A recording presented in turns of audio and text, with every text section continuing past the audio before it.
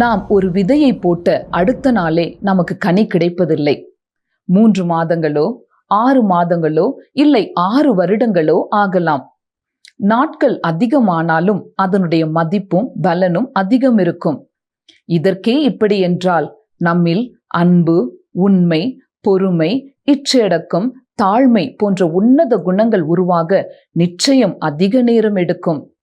பொறுமையோடு காத்திருக்க வேண்டியது அவசியம்.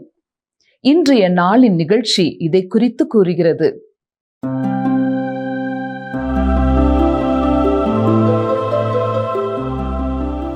எங்களுக்கு மிகவும் அருமையானவர்களே, இன்றும் வேத ஆராய்ச்சியிலே பங்கு பெற நீங்கள் இணைந்திருப்பதற்காக கர்த்தரை துதிக்கிறோம். இன்று நாம் யாக்கோபு எழுதின பொதுவான நிருபத்தின் கடைசி பாட நேரத்திற்கு வருகிறோம்.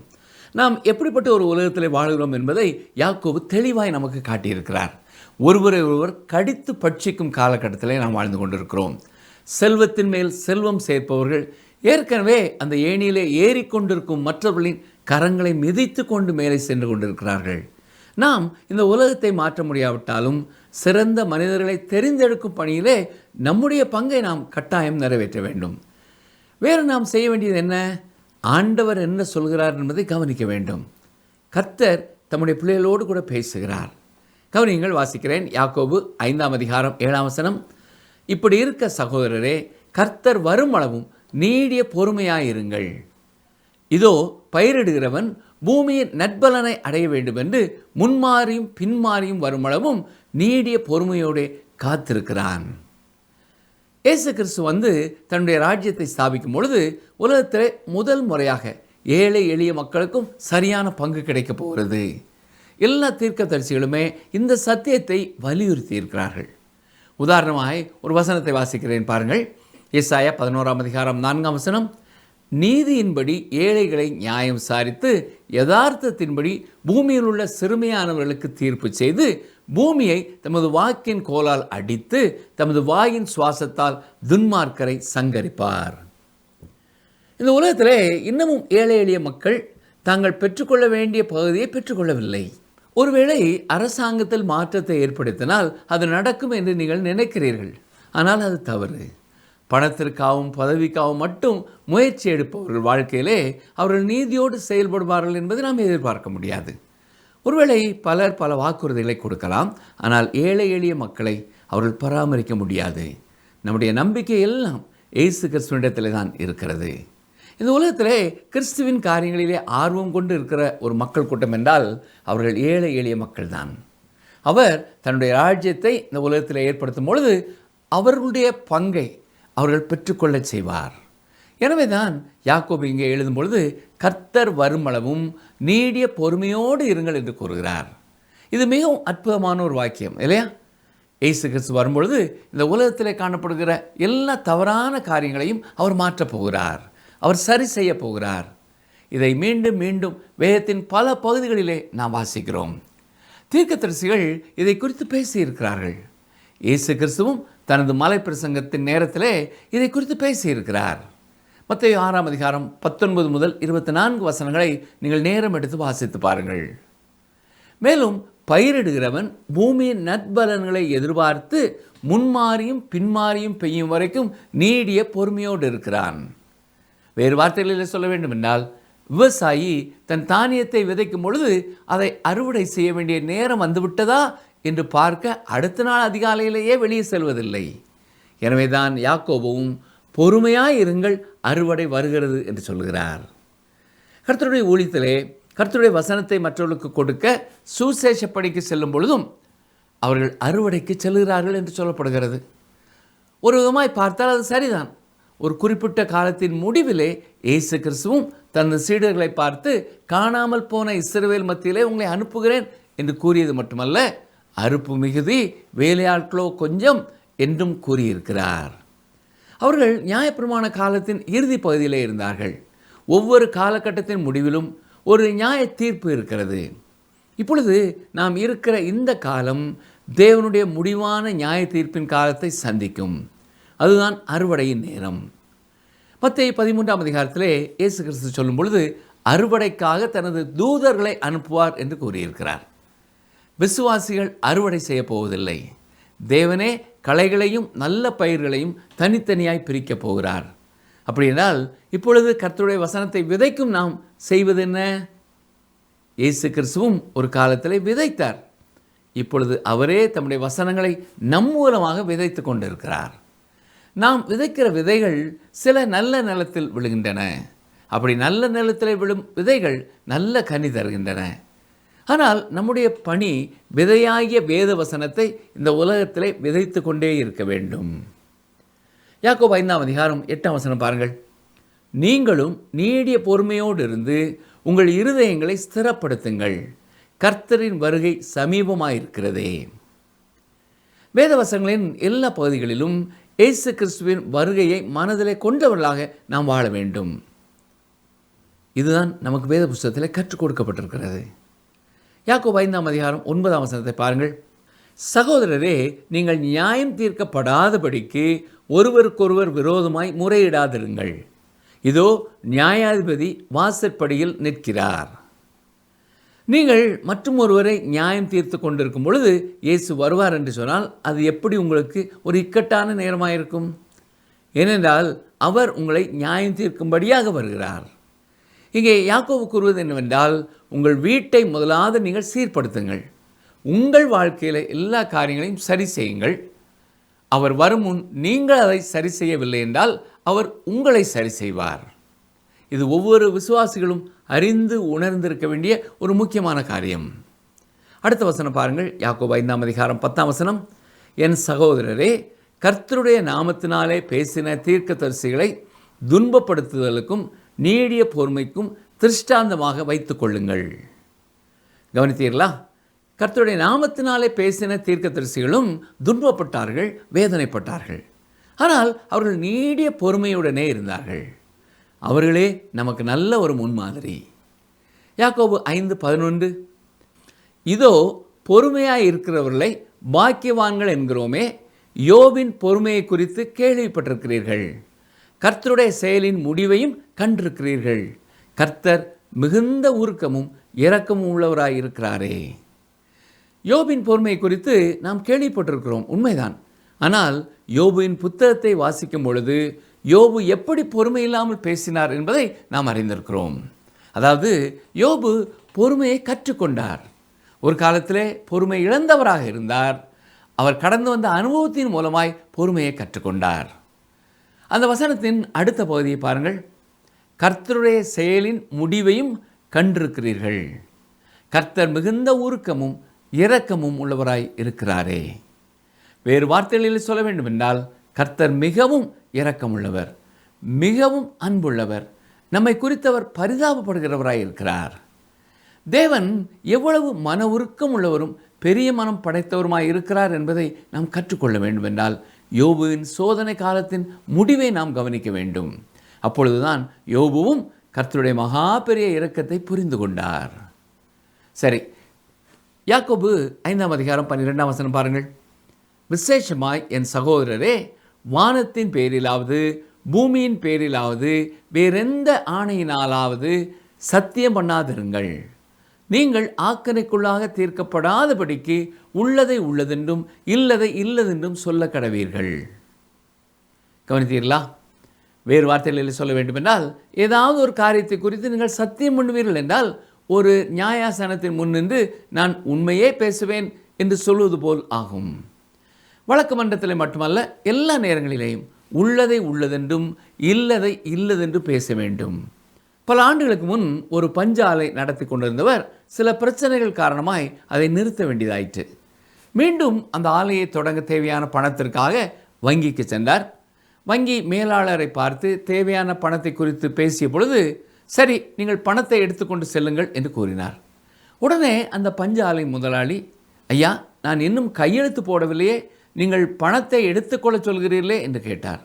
அதற்கு அந்த வங்கி மேலாளர் சொன்னது, நீங்கள் பணத்தை கொடுத்து விடுவேன் என்று சொன்னால் சரி, கையெழுத்திட்டதற்கு சமம், பின்னால் வந்து கையெழுத்து போடுங்கள் என்று சொல்லி பணத்தை கொடுத்து அனுப்பினார். ஆனால் இன்று பலர் வேத புத்தகத்தின் மேலே கையை வைத்து சத்தியம் பண்ணும் பொழுதெல்லாம் தங்கள் வாயின் வார்த்தைகளை குறித்து உண்மையாய் இருக்கிறதில்லை. தொடர்ந்து ஒரு நீதிமானுடைய ஜெபம் எத்தனை வல்லமை உள்ளதாக இருக்கிறது என்பதை குறித்து நாம் பார்க்க போகிறோம். பாருங்கள், யாக்கோபு 5ஆம் அதிகாரம் 13ஆம் வசனம்.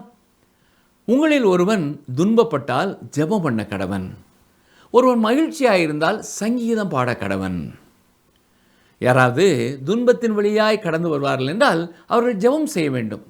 ஆனால் அவர்கள் மகிழ்ச்சியாக இருப்பார்கள் என்றால் அவர்கள் சங்கீதம் பாட வேண்டும் என்று தான் கூறியிருக்கிறார். ஒரு ஆலயத்திலே பாடல் நடத்தும் ஒருவர் ஆராதனைக்கு வந்திருக்கிறவர்களை பார்த்து எல்லாரும் உற்சாகமாக ஒரு சிரிப்பு சிரியுங்கள் என்று சொன்னாராம். அப்பொழுது போதகர் அவரை பார்த்து, எத்தனையோ பிரச்சனைகளோடு வந்திருக்கிறவர்கள் இருக்கிறார்கள், அவர்களை பார்த்து நீங்கள் சிரிக்க வேண்டும் என்று சொல்வது சரியானதல்ல. பாடுகளின் மத்தியிலே துன்பங்களின் மத்தியிலே கடந்து வருகிறவர்கள் ஜெபிக்க வேண்டும் என்று சொல்ல வேண்டும். மகிழ்ச்சியாக இருக்கிறவர்கள் பாடல் பாடலாம், ஆனால் துக்கத்தோடு இருக்கிறவர்கள் தங்கள் துக்கத்தை கர்த்தருடைய பாதத்திலே ஜெபத்திலே வைக்க வேண்டும் என்று கூறினார். சிலர் தேவாலயத்திற்கு சென்று தங்கள் பாடுகளின் மத்தியிலேயும் கஷ்டங்களின் மத்தியிலேயும் உற்சாகத்தை பெற்றுக்கொள்ள முயற்சிக்கிறார்கள். ஆலயத்திலே போய் அல்ல, ஆலயத்திற்கு செல்லும் முன்னதாகவே நாம் விருப்பம் உள்ளவர்களாக, உற்சாகம் உள்ளவர்களாக, மகிழ்ச்சியோடு ஆலயத்திற்கு செல்ல வேண்டும். ஆனால் நம் உள்ளத்திலே உற்சாகம் இல்லாமல் இருக்கும் பொழுது நாம் மகிழ்ச்சியோடு இருப்பது போல நடிக்க வேண்டும் என்பது அவசியமில்லை. யாக்கோபு 5ஆம் அதிகாரம் 14ஆம் வசனத்தை பாருங்கள். உங்களில் ஒருவன் வியாதிப்பட்டால் அவன் சபையின் மூப்பர்களை வரவழைப்பானாக, அவர்கள் கர்த்தருடைய நாமத்தினாலே அவனுக்கு எண்ணெய் பூசி அவனுக்காக ஜெபம் பண்ண கடவர்கள். சில ஆண்டுகளுக்கு முன் ஒரு கிராமத்திலே இப்படி ஒரு சம்பவம் நடைபெற்றது. ஒரு வாலிபன் சுகவீனமாக இருந்ததால் அவனுக்கு இன்சுலின் கொடுக்கப்பட வேண்டியது இருந்தது. ஆனால் அவனுடைய தகப்பனார் கொண்டு வரப்பட்ட இன்சுலின் பாட்டிலை தூக்கி தூர எறிந்துவிட்டு தேவன் என் மகனுக்கு சுகம் கொடுப்பார் என்று சொன்னார். ஆனால் அந்த இளைஞன் மரித்து போய்விட்டான். தொடர்ந்து மரித்து போன அந்த பையனுடைய தகப்பனார், கடவுள் என்னுடைய மகனை உயிரோடு எழுப்புவார், ஏனென்றால் அவன் அபிஷேகம் பண்ணப்பட்டவன் என்று கூறிக்கொண்டிருந்தார். அந்த திருச்சபையின் தலைவரிடத்திலே மற்றொரு ஊழியர் இதை குறித்து கேட்டபொழுது, இப்படி எதையுமே நான் என் திருச்சபையிலே கற்றுக் கொடுக்கவில்லையே, இந்த எண்ணம் அவருக்கு எங்கே இருந்து வந்தது என்று எனக்கு தெரியாது என்று கூறினார். எல்லாரும் குணமாக்கப்பட முடியாது, அது தேவனுடைய சித்தமாக இருக்க வேண்டும் என்று அந்த திருச்சபை போதகர் தெளிவுபடுத்தினார். சுகவீனமான எல்லா கிறிஸ்தவர்களும் சுகம் பெற வேண்டும் என்றால் அந்த எண்ணத்தின் முடிவு என்ன? யாரும் மறிக்க மாட்டார்கள், மரணத்தை கொண்டு வருகிற வியாதியும் குணமடையும் என்று நினைக்கிறார்கள். ஞாபகம் இருக்கிறதா? தேவன் எசேக்கியா அரசனின் வாழ்க்கையில் மரணத்தை திட்டமிட்டு ஒரு வியாதியை அனுமதித்திருந்தார். இதை அறிவிக்க ஏசாயா தீர்க்கதரிசியையும் அவனிடத்திலே அனுப்பினார். என்றாலும் அவன் அழுது ஜெபித்த பொழுது 15 ஆண்டுகளை ஆண்டவர் கூட்டி கொடுத்தார். என்றாலும் பின்னர் அவன் மரணம் அடைந்தான்.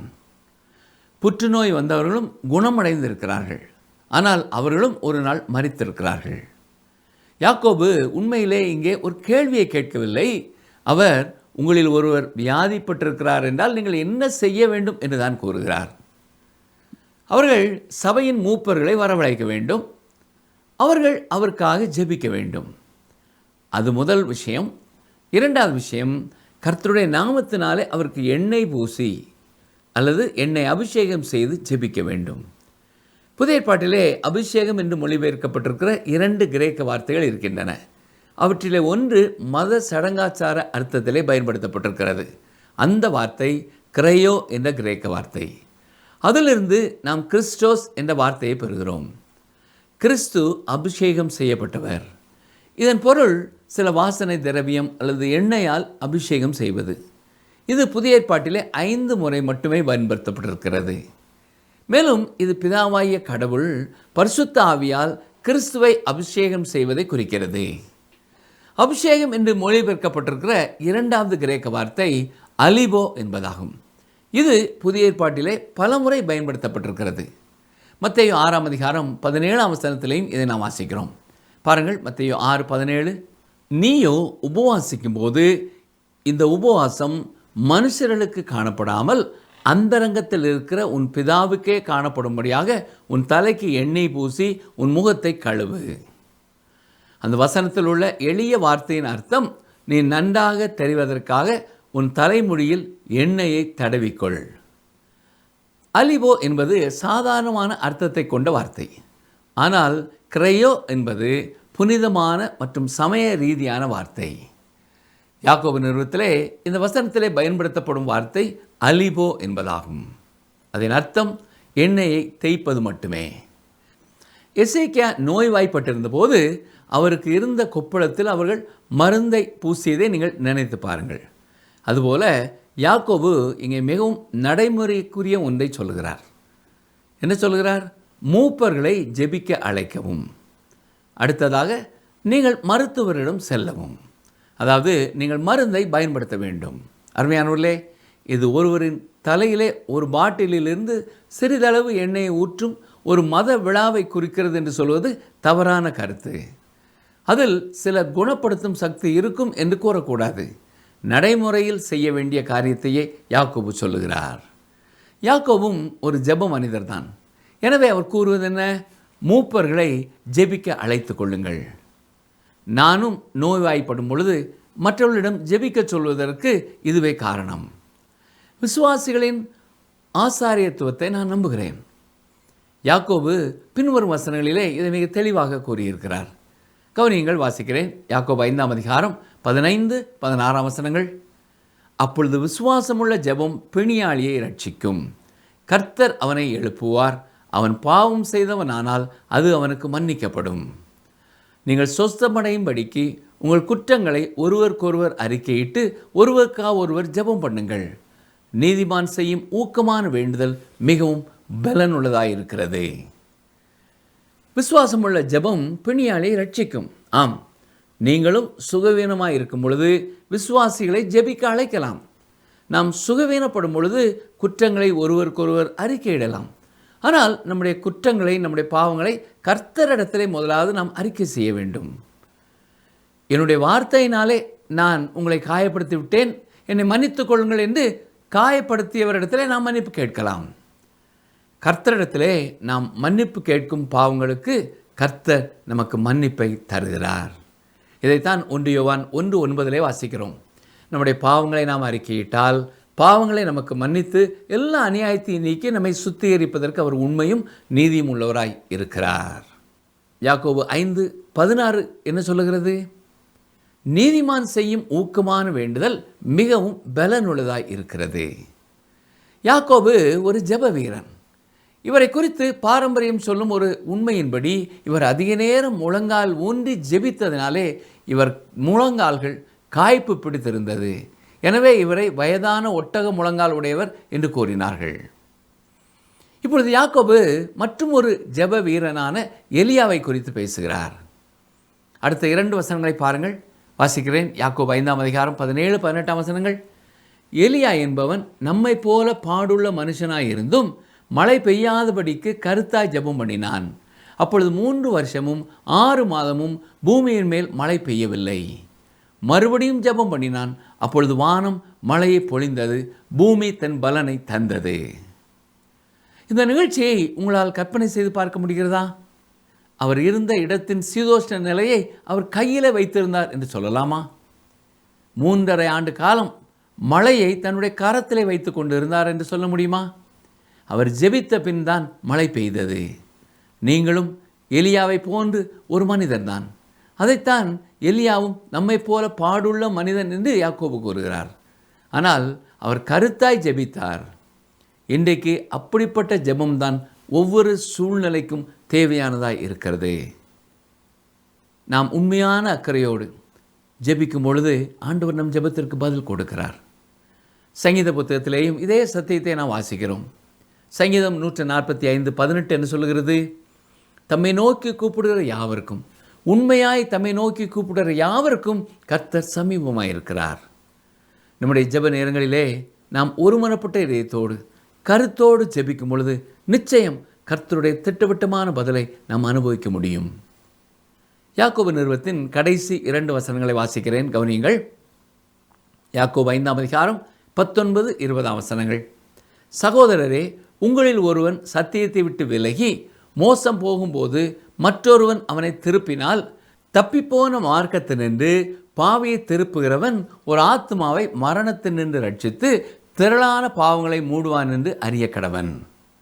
இங்கே பாவியை திருத்துகிறவன் ஒரு ஆத்மாவை மரணத்திலிருந்து ரட்சிக்கிறான்.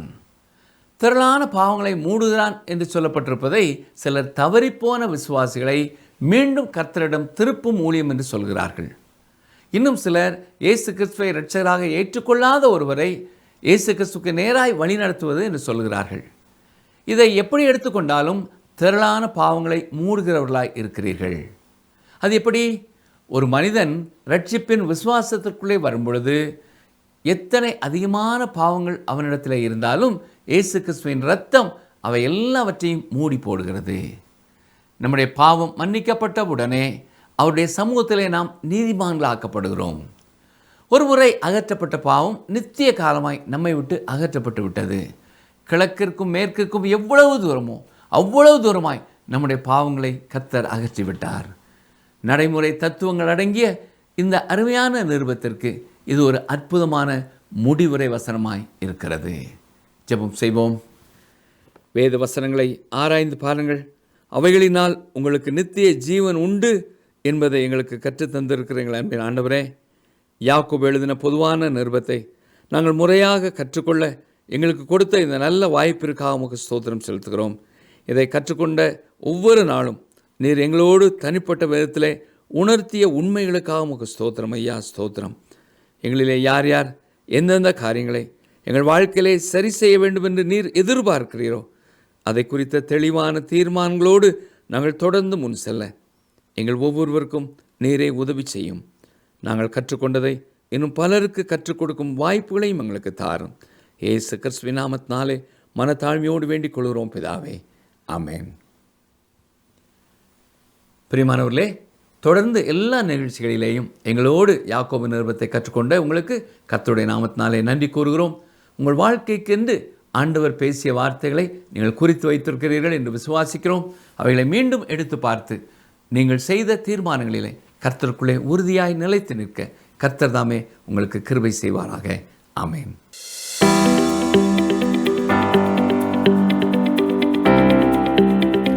நம்முடைய உபவாச ஜெபம் யார் மட்டும் காணும்படியாக இருக்க வேண்டும்? நம்முடைய உபவாச ஜெபம் யார் மட்டும் காணும்படியாக இருக்க வேண்டும்? ஆப்ஷன் ஏ, அந்தரங்கத்தில் இருக்கிற பிதாவுக்கு மட்டும். ஆப்ஷன் பி, நம் வீட்டாருக்கு மட்டும். ஆப்ஷன் சி, நம் நண்பர்களுக்கு மட்டும்.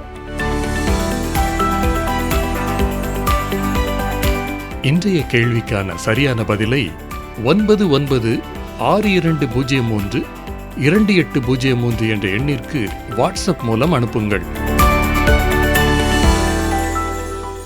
இன்றைய நாளில் நாம் பொறுமை, உண்மை, ஜெபிக்கும் ஆர்வம் போன்ற அநேக காரியங்களை பார்த்தோம்.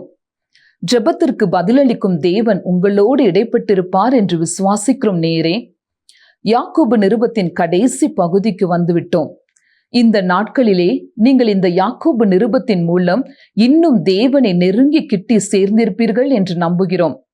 தேவனின் நேரம் வரும் வரைக்கும் அவரின் பலத்த கையின் கீழ் நம்மால் அடங்கி இருக்க முடிகிறதா?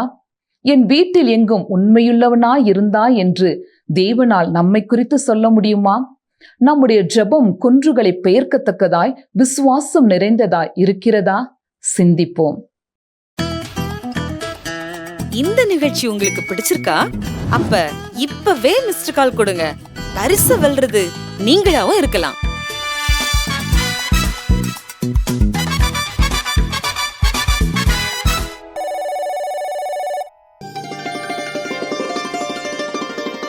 பயப்படாதே, நீ வெட்கப்படுவதில்லை. நாணாதே, நீ லச்சை அடைவதில்லை. ஏசாயா 54:4 முன்பாகம்.